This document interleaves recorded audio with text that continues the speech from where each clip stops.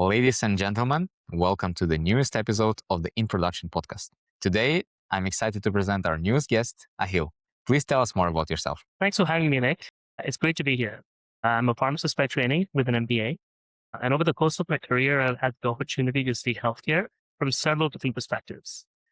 First, on the front lines as a pharmacist and a pharmacy manager, Mhm. from a regulatory lens when I served on various committees of the Ontario Board of Pharmacists, and now from the payer side, working in healthcare benefits, fraud prevention, and more recently, AI-enabled risk management. So looking forward to our discussion today. Amazing.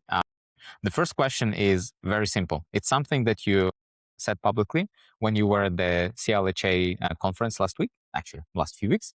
You said that fraudsters are using AI faster than most of the organizations are using AI to detect it. So right now, the spear is way more stronger than the shield that the companies are holding. I'm curious about your perspective when you are sitting in one of the largest, PBM companies in Canada. What does that asymmetry actually look like in your day-to-day? Yeah, thanks for the question, Nick. I think the difference in pace at which both parties operate is an unfortunate reality. Everyone assumes healthcare's AI challenge is a technology problem, but when we're talking about the pace of operation, I actually think it's an accountability problem. Mhm. So an analogy that I've heard in the past is fraudsters are driving sports cars, while healthcare organizations are driving school buses. Both Mhm. are vehicles, Mhm. both are trying to get somewhere. We can move fast as well, but we cannot do it at the expense of those we care for, those who are sitting in the bus. Yeah. That's healthcare moves differently. Fraudsters can adopt new tools quickly because they don't have to think about privacy, governance, fairness, explainability, or the consequences of being wrong. Mhm. Help organizations do. And that's what actually makes AI fundamentally different from the next automation project that we're getting on. One thing that I've noticed in the last few years is that the AI conversations have actually shifted. Earlier on, people used to ask, can we do this? Increasingly, the question now is, should we do this? Mhm. In my opinion, I think that's a sign that the industry is maturing. And therein also lies in the unity. Mhm. The challenge isn't adopting technology quickly. The challenge is adopting technology responsibly while preserving trust. So while speed matters, I think trust matters more. The reality is that healthcare organizations aren't just deploying technology, they're Mhm. deploying trust. And trust takes longer to build than software. Overall, I think the industry is moving appropriately. Could we move faster? Probably. Yeah. Should we move faster? If it is at the expense of essential things like privacy, trust, and accountability, probably not. I think Mhm. the real goal is making sure that the benefits of AI arrive without creating any unintended consequences that damage confidence in the entire healthcare system. Very interesting. So basically, your analogy is that with AI, you can make the school bus one thing faster, but at the same time safer. That all the passengers are not going to be impacted by the speed, the increased speed. Absolutely. We have to protect them. Ultimately, that's what we're doing it for, right? Mm-hmm. That's true. Okay. How do you see? So, like, because before you went on the payer side, as you mentioned, you are certified pharmacist. You have been doing the raw materials where fraud begins. So, what does that perspective, when you actually know the full chain from the beginning of the claim, which is the receipt, all the way down when the decision is made? What does understanding this whole process tell you about fraud and where it actually originates, where it begins, how it tries to exploit the system, and where it's most successful in exploiting the system? Yeah, I think that's been a very interesting experience. So the biggest shift for me was moving from looking at transactions to looking at systems. I remember one of the first things that surprised me when I moved to the payer side. As a pharmacist, an example, you might see a patient refill a medication a few days early or a Mm-hmm. replacement because they lost a medication. Individually, that didn't raise concern. And there is often legitimate reasons for that to happen. But when I moved to the payer side, I could see those same behaviors across thousands of claims. Mm-hmm. And suddenly, you notice a provider with refill patterns that are consistently different from their peers. Or you might notice groups of patients exhibiting the same behavior through the same provider network. Nothing looked remarkable when viewed one patient at a time, but when viewed across an entire population, the patterns that were completely invisible at the front line became very difficult to ignore. That was probably the first time I appreciated that pharmacists and payers are seeing different realities, but they're seeing different layers of the same reality. That Hmm. experience completely changed how I think about healthcare risk. One of the reasons I made the transition in the first place was because I genuinely wanted to understand that perspective. Most of us experience healthcare through one of two lenses. We're either patients ourselves or we are caregivers supporting someone we care about. I've seen healthcare be described as a trifecta, so patients, providers, payers, Yeah. and each group experiences the system differently. But all three are deeply interconnected. And I wanted to understand all those perspectives. And looking back, that decision has fundamentally changed how I think about the healthcare systems, the incentives, and how they impact behavior. What also surprised me is that most issues don't begin where people think they do. People don't become healthcare professionals because they want to commit fraud. They do so because they want to help people. Yeah. When I practiced, I saw patients coming in worried about a diagnosis, parents picking up medications and prescriptions for their children, caregivers trying to do what's right for their loved ones. Those experiences stay with you. They remind you that behind the data that we see today are people. And what I've learned is that inappropriate behavior is often preceded by pressure, which can come from various different places: financial realities, operational challenges, ambiguity, poor incentives, really behaviors that gradually became normalized. But again, don't get me wrong, I don't think that excuses inappropriate conduct. But if you're serious about prevention, understanding what drives the behavior is often more valuable than reacting once the behavior has already occurred. So the question I asked today isn't just what happened, but also what conditions allowed it to happen. Interesting. Would you say in a debate where some people would say the biggest reason of fraud in healthcare is a compliance, and another group of people would say, no, it's actually not compliance, it's a data problem that we do not see the patterns very clearly. Which group of people, which chain of thought is more common to you? What do you think is the right approach to this? Or maybe neither of them is right? Yeah, I think, just like an iceberg, I think fraud is often the visible symptom of something that's much deeper. Data matters, compliance matters, technology matters. But fundamentally, I think fraud is a behavioral problem.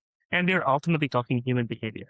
Healthcare professionals operate to help their patients and have guidelines to operate with them and comply with. What changed my thinking was realizing that data becomes truly valuable when it helps us understand behavior rather than simply describe the activity. That's where the real insight comes from. When it comes to fraud, most people think about the financial impact. It's very obvious. But within healthcare fraud, there can also be a clinical impact, which is very real. If a healthcare claim is submitted for a product or a service that wasn't actually provided, that information becomes part of a patient's healthcare history. Future healthcare decisions are often made using historical information. Yeah. If information is wrong, the consequences can extend well beyond the original transaction.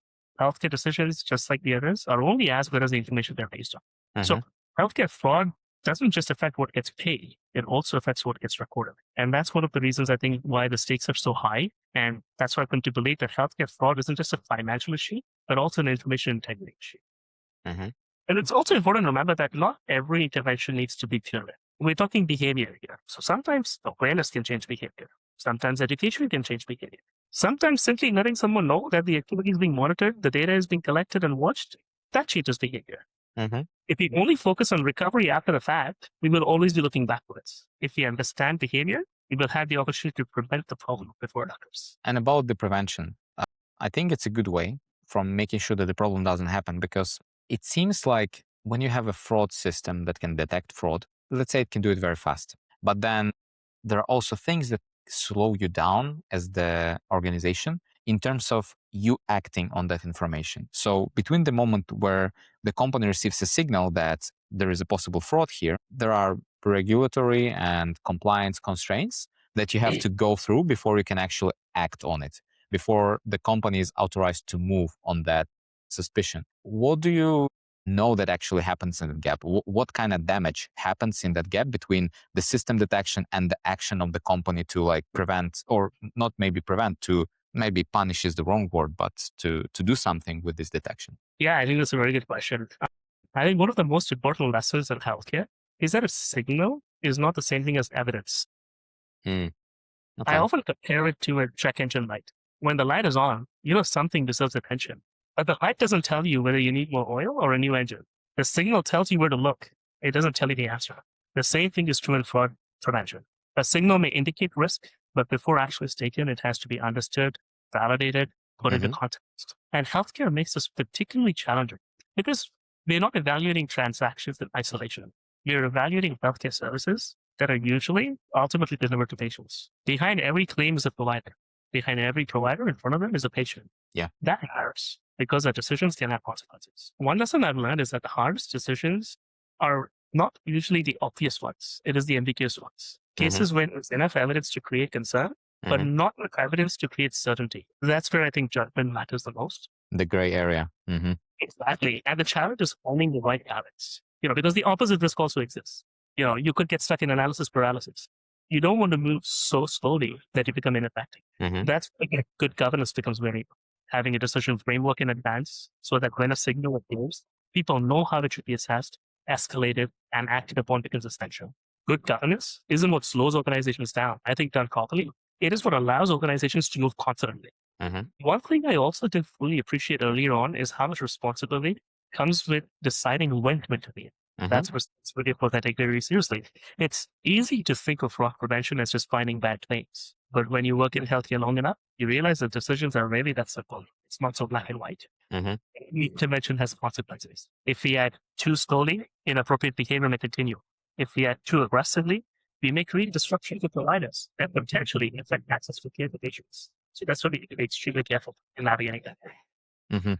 And I think this is a big topic of trust, the trust to the signal that is being originated, and the trust for the signal right now, where probably that's where most of the AI work is happening, in how AI can understand, how AI can track those signals more efficiently, connect the dots more efficiently than the automation was doing it before. And I'm curious, what have you practically found as good information, good parts of the logic that always lead to building trust in that the signal is good and correct?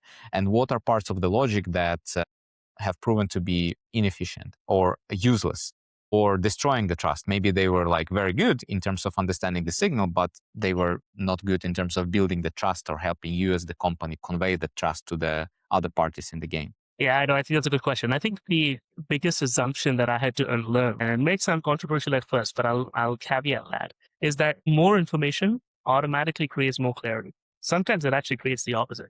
So I'll tell you more. Earlier in my career, I thought that the challenge was finding more signals, more reports, more dashboards. Over time, I've learned that the real challenge is deciding which signals actually matter. Okay. In an AI-enabled world, our ability to generate information has increased dramatically. The challenge isn't producing more information, it's deciding what deserves attention. And I think that's where the competitive advantage is going to be. It's not going to be just data, but it's about how the data is used. And it's going to be the judgment that surrounds it. Interventions have costs. You can look at it from multiple different lenses. So most people never think about what it means for a healthcare provider to undergo an audit. Audits are important, but they're also very disruptive. Documentation has to be gathered, records have to be reviewed, staff attention gets redirected, operations get interrupted. For a busy practitioner, that's a meaningful burden. Every hour a provider spends responding to an unnecessary audit is an hour that isn't being spent delivering care to patients. Yeah. And even from an organization's perspective, each intervention has an opportunity cost. Every intervention consumes resources, analyst time, organizational attention. So the question isn't simply, can we find more anomalies? The question is, can we identify the anomalies that actually matter? Because finding every unusual pattern is relatively easy, but figuring out which pattern deserves attention and action is where the judgment is going to be. That's where you need the context, evidence, and a reasonable basis for action. So signals will start the conversations, but it's the evidence that's going to drive the action. Interesting, because when you're thinking about it, when you have the system that can detect anomalies, that can detect different patterns, that can reason to say why this unusual pattern looks more suspicious rather than that one. And when you try to connect humans to that logic, where the machine logic and then the human logic, sometimes the logic doesn't agree, because for the person, it may seem that AI is making an unreasonable complaint or is adding more work to go and check for the case that actually looks perfect and normal. What have you learned about this delta, about this difference between AI logic and human logic, and where they both disagree? What happens at that moment? Yeah, no, I think that's good. And it's very practical, because with any machine learning model, anything that you're going to implement, it's not going to give you the best responses on day one. It's going to need retraining and, constant repeated, demonstration that the tool is giving you valid responses that you can trust. So I think what I've learned is that AI adoption succeeds or fails for the exact same reason most organizational changes succeed or fail. And I think it boils down to trust. And it's something you mentioned earlier, right? So what also surprised me practically is that people rarely ask technical questions when they were asked to use this. They didn't ask about algorithms. They didn't ask about architecture. They asked, can I trust this? Is the model grounded in reality? Is this fair? Who is accountable? Am I still accountable?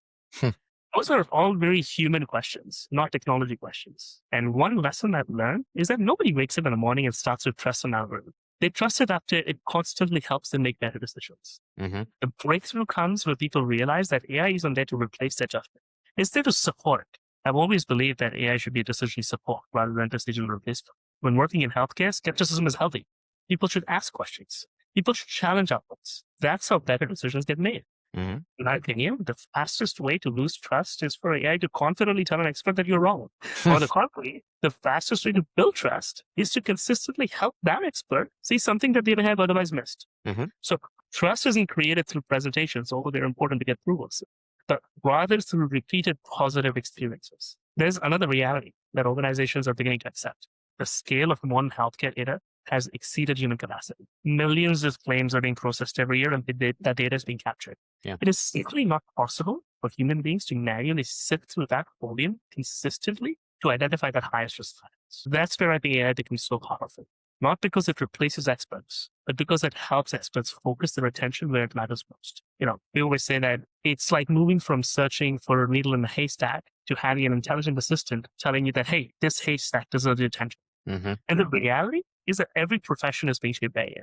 The organizations and individuals that learn how to work effectively with AI will be the ones who operate at a different scale than those who don't.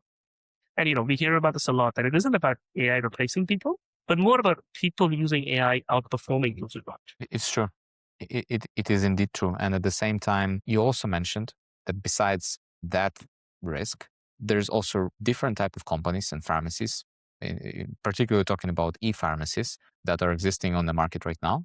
And you mentioned that they're a rising threat vector. What made that category specifically stand out to you? Is it harder to detect than traditional billing fraud? Is it more sophisticated in hiding the pattern, hiding information, so it's harder to detect the patterns? Because as the market evolves and new categories and new industries start emerging and becoming digital, the more digital they are, I guess the broader the field for making any type of fraud, right? No, you're absolutely right. And I think it was mentioned at the conference as something, that e-pharmacies are on a rise. And Yeah. what does that mean for our detection systems?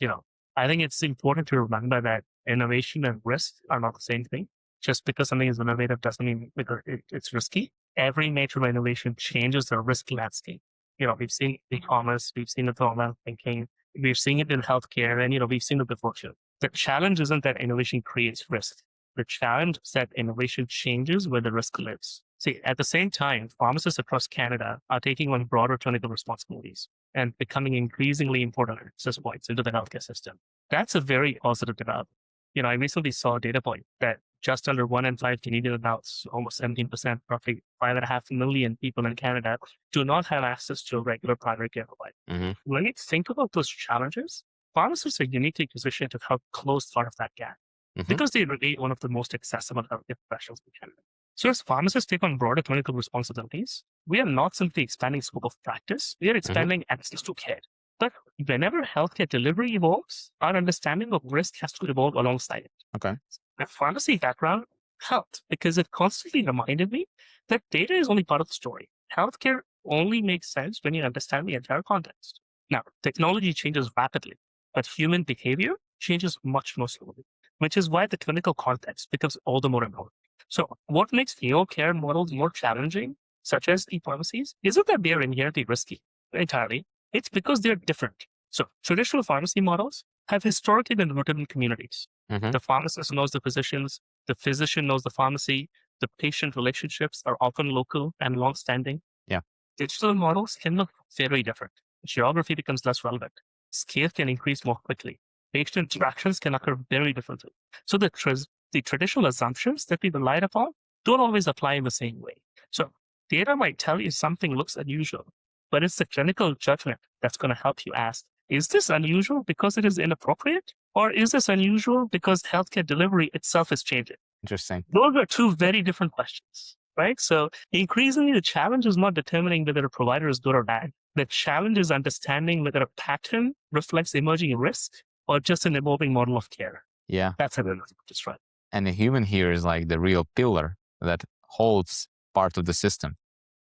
Yeah. I can tell you that there's going to be people in the audience who are in the plan sponsor business, or they're in the benefits business, in claim processing business, and they would say Akhil, this is amazing, but my team, we have very limited fraud infrastructure, fraud detection infrastructure, fraud mitigation infrastructure, and our compliance team is crazy about AI, about not implementing AI, and about AI being the biggest risk that needs to be studied very cautiously, like a very, very serious weapon. What would you say to these people in the audience? What would you recommend to them that they would do in the next 90 days that can meaningfully shift their exposure to AI, to enabling these kind of systems in their workflows? Yeah, and my recommendation would be, don't start with AI.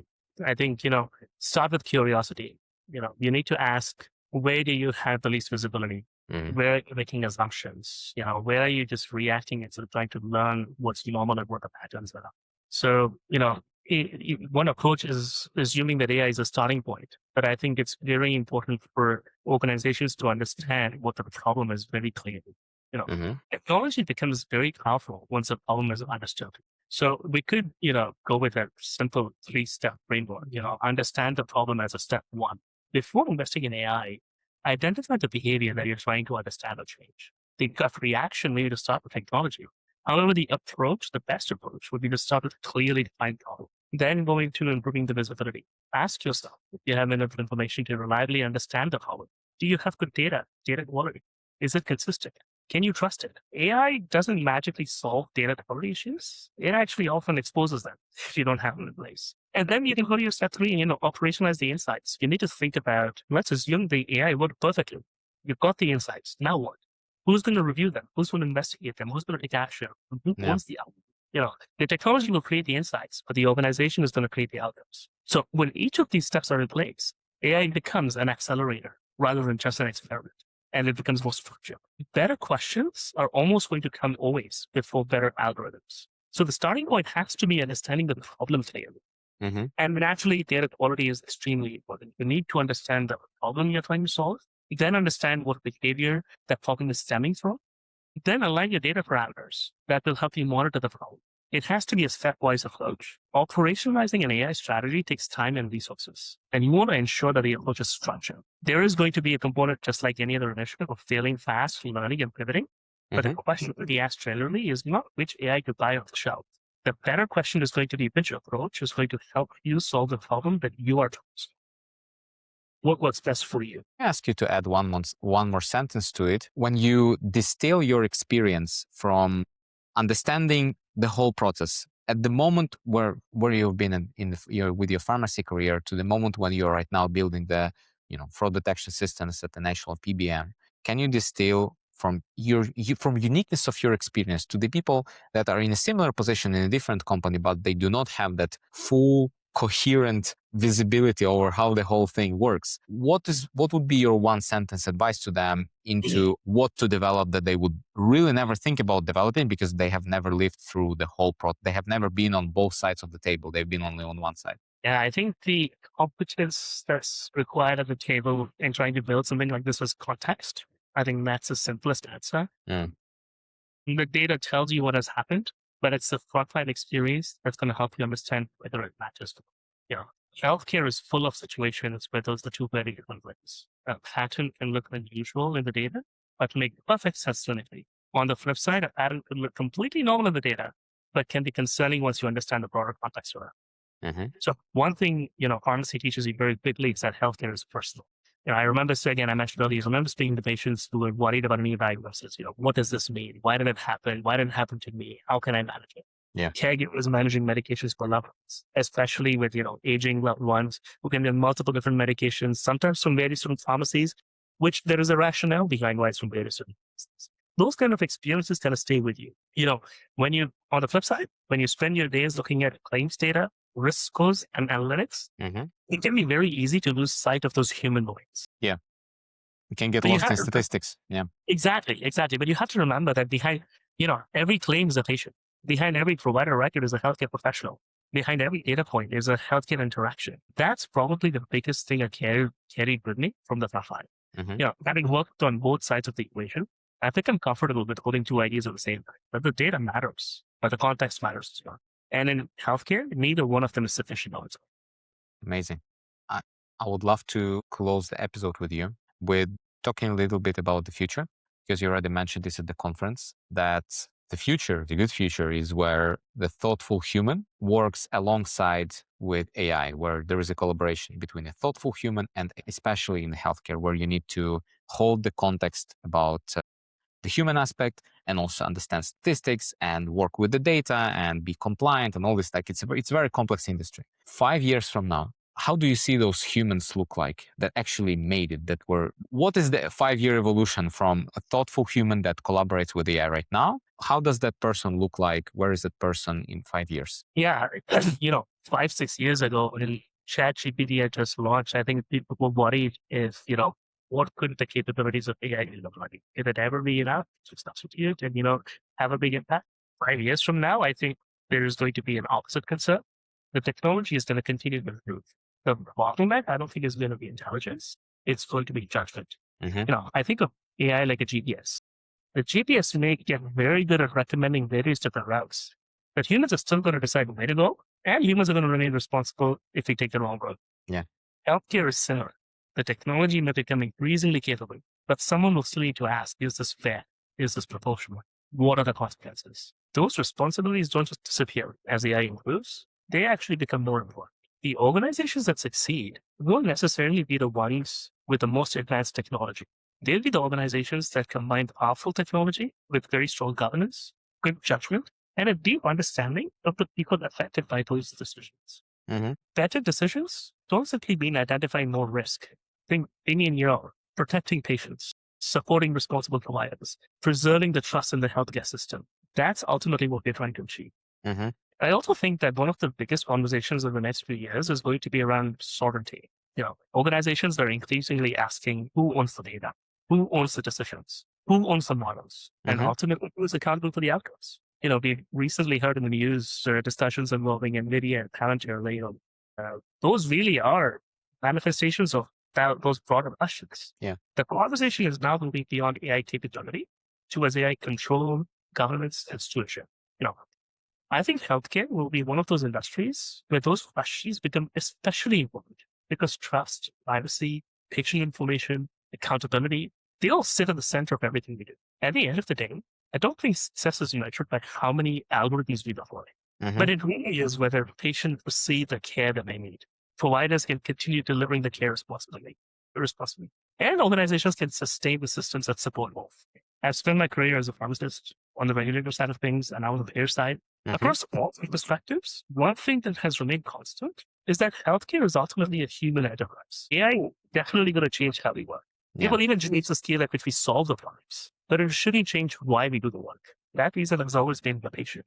It needs to be This is great. You made a very nice sum up of the whole episode, and I had a great satisfaction talking to you because what you just said, it actually aligns with everything. Like it's very coherent with the whole episode that where you started. Like 2 golden nuggets that I like the most. What you said in the beginning, that right now we are approaching the stage where we no longer ask ourselves, can this be done? We ask ourselves, should this be done? And at the same time, when we're talking about the claims and how do you choose which claim should you prioritize to check and which you should not? It's a question of should we not? And it corresponds very well with the analogy that you made with the GPS. It's the question of the human to say, should we go there or should we not go there? Should we stop here on our way or should we stop there on our way? And that's where we need people. That's where we need the judgment. That's where we need to have this collaboration between systems that can make us faster.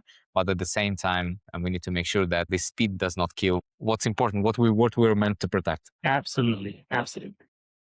It was a great pleasure to have you on the podcast. When people want to reach you to ask you questions, so just connect after the episode, what's the best place to get in touch with you? Thanks again. I think it was a great conversation. Thanks for having me. I think LinkedIn is the best approach. So I have a profile there, and we'd be happy to connect and keep this conversation going. Of course, we will leave your LinkedIn in the show notes. Again, thank you so much for your insights and for your time. It was a pleasure, and I'm looking forward to having you, my dear audience, at the next episode of the Introduction Podcast. If you want a second episode with Akhil, leave your comments. Thank you, Nate. Thank you.